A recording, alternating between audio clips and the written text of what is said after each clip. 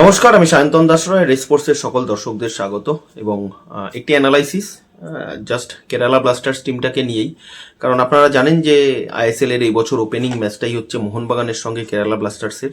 তো কেরালা ব্লাস্টার্স দলটা কতটা ব্যালেন্স এবং কতটা ভালো দল সেটা নিয়েই একটু আলোচনা করব আপনাদের সঙ্গে। এবং অবশ্যই একটা নতুন দল, আমি এটা বলতে পারি যে নতুন দল বলতে যেটা সব থেকে গুরুত্বপূর্ণ কেরালার জন্য সেটা হচ্ছে যে ফরেন প্লেয়াররা কেমন খেলবে।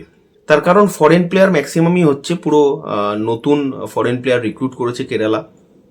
আপনারা ইতিমধ্যেই জানেন যে তাদের দুটো নির্ভরযোগ্য ফরেনার, যেটা হচ্ছে নোহা এবং আদ্রিয়ান লুনা, এই দুজনকে কিন্তু কেরালা ব্লাস্টার্স লোনে ছেড়ে দিয়েছে বাধ্য হয়ে। তার কারণ আইএসএল এর একটা অনিশ্চয়তা চলছিল, যার ফলে দুটো গুরুত্বপূর্ণ প্লেয়ার এই জায়গা থেকে কিন্তু লোনে চলে গেছে, ফলে তাদেরকে রিক্রুট করতে হয়েছে। এবং কোচ ডেভিড কাতালা একদম স্প্যানিশ কোচ, 4-4-2 ফরমেশনে বিশ্বাসী এবং তার আন্ডারে এই দলটা কেমন খেলতে পারে।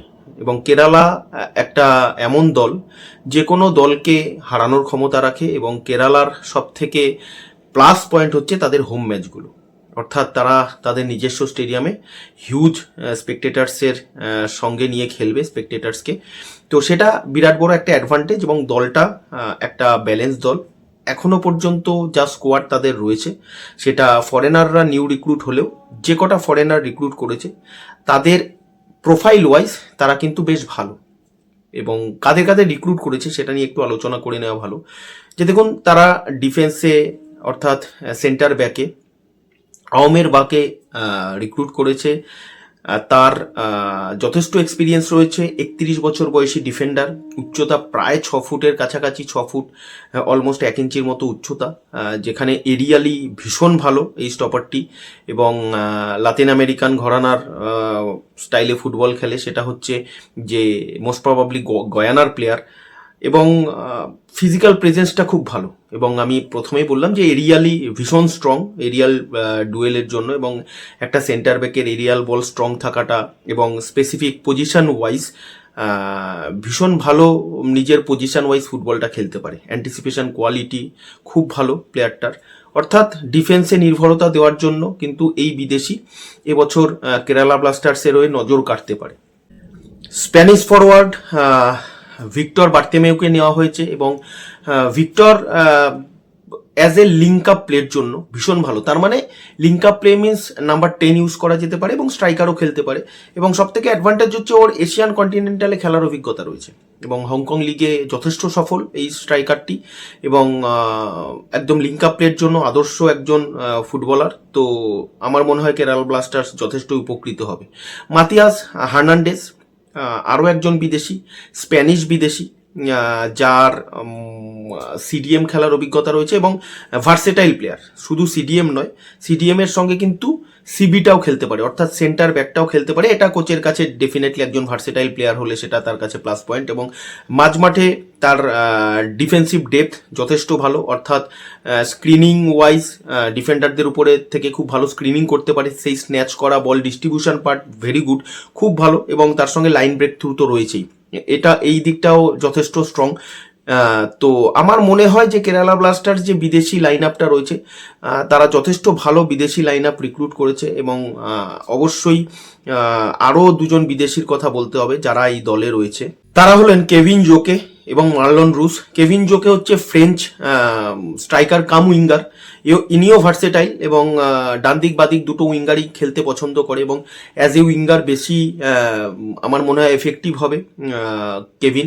তার কারণ কেভিন ভীষণ ভালো একজন ইনভার্টেড উইঙ্গার, যার ইউথ সিস্টেমে তার কেরিয়ারটাই শুরু হয়েছে হচ্ছে পিএসজির ইউথ একাডেমি থেকে এবং সেই প্রোডাক্ট ডেফিনেটলি আশা করব যে একজন ভালো ফুটবলার। এবং মার্লন রুসের কথা বলতে হবে যে জার্মান U16, 17, 18 ন্যাশনাল টিমের প্লেয়ার এবং বুন্দেশলিগা খেলার অভিজ্ঞতা রয়েছে। Marlon basically as a number 9 খেলতে পছন্দ করে। তো আশা করা যায় যে বিদেশি লাইন আপ যথেষ্ট ব্যালেন্স রয়েছে এবং এই লাইন আপ কেরালা ব্লাস্টার্স কিন্তু যথেষ্টই শক্তিশালী, এটা ধরে নেওয়া যেতে পারে। এবং ইন্ডিয়ান স্কোয়াড, যেটা কেরালা ব্লাস্টার্সের সব থেকে গুরুত্বপূর্ণ, বিদেশি তো একটা পার্ট গেল, ইন্ডিয়ান স্কোয়াড অনেক এক্সপিরিয়েন্স প্লেয়ার রয়েছে।